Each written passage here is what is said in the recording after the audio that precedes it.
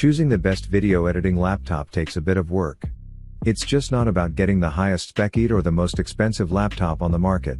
More importantly, you'll need portability, power, the ideal graphics card, and an excellent display that boasts high resolution and delivers great color accuracy.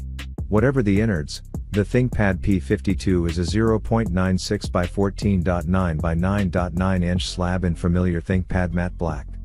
That dwarfs the Dell Precision 5530 but is a bit smaller than the HP's Book 15 G5. The top cover is made of glass fiber reinforced polymer, with a magnesium aluminum alloy covering the bottom. The system has passed a dozen mil STD810G toughness tests. There's no flex in the screen or keyboard tray.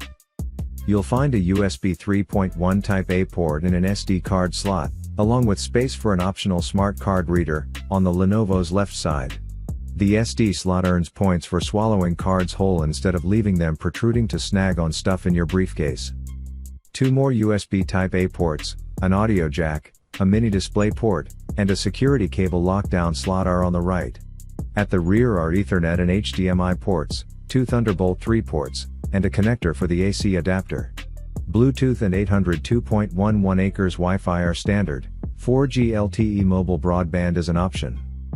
Lifting the lid reveals the familiar ThinkPad keyboard with its dual pointing devices, the embedded TrackPoint mini joystick and the touchpad. Each of the pointers has its own set of the 3 buttons useful for independent software vendor apps, and each is silky smooth in operation. The Dell Precision 5540 chassis is a carbon copy of the Dell XPS 15, which lets it sport a classy aluminum design, but it also isn't very original. Its hood is simply silver and home to a glossy Dell logo.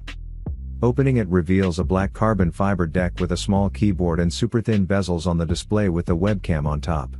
If you love the XPS 15's design, you'll love the Precision 5540, but if you hate it, well.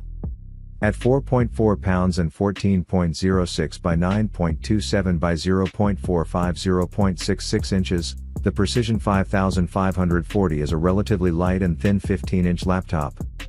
The Dell Precision 5540 has the same number of ports as the Dell XPS 15, so it's a decent amount, but there should be more for a workstation. On the left side, there's the power jack, one USB 3.1 port, an HDMI 2.0 port, one Thunderbolt 3 port and a headphone jack, while the right side features a lock slot, one USB 3.1 port and an SD card slot. On the security side, the Precision 5540 offers an IR camera for Windows Hello and a TPM 2.0 security chip. You can also get it with V Pro for remote management. Thanks to the Dell Precision 5540's 15.6-inch, 4K OLED display, everything I watched was incredibly vivid and bright. Like the XPS 15, the Precision 5540 is one of the best OLED laptops around.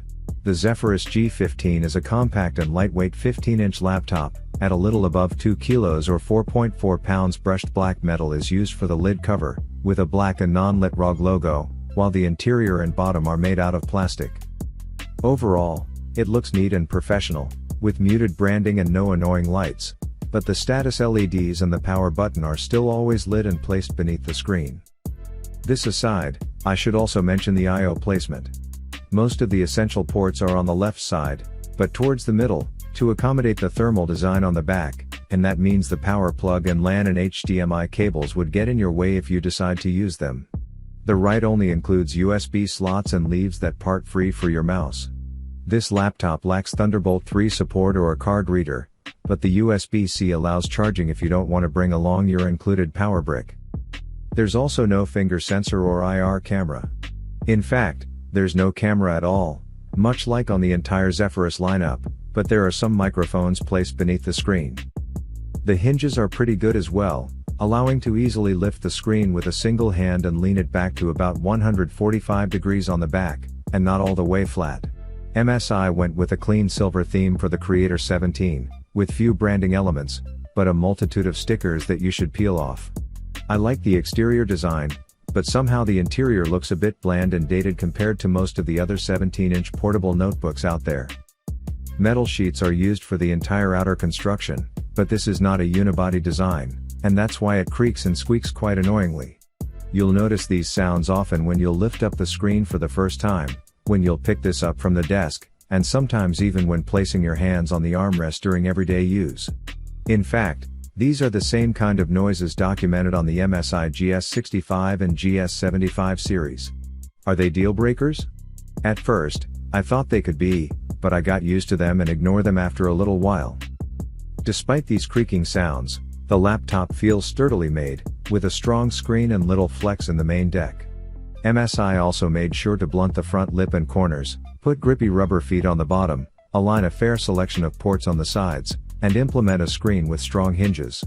They're still smooth enough to pick it up and adjust it with a single hand, and open up to about 165 degrees on the back. This Creator 17 is also a compact and lightweight series, at a little over 5 pounds for a 17-inch notebook, so one of the more portable options in this niche. The ZenBook Pro Duo's main screen is a 4K OLED display with a native resolution of 3840 by 2160 pixels. The Screen Pad Plus itself is located forward of the keyboard and south of the main display.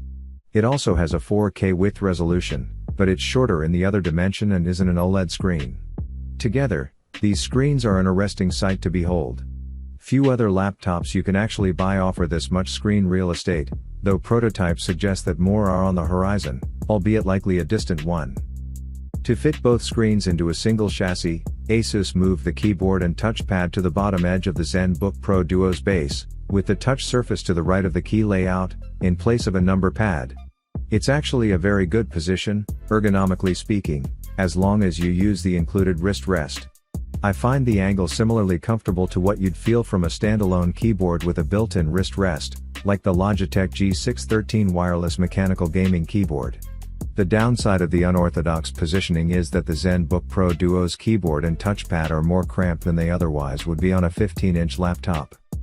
The laptop itself is also much larger and heavier than many 15.6-inch non-gaming laptops, since it must include room for multiple fans and other cooling equipment. 5 heat pipes conduct hot air away from the CPU, the GPU, and the power delivery hardware. Then, 2 71-blade fans mounted on either edge of the laptop blow the hot air out through massive vents on the sides.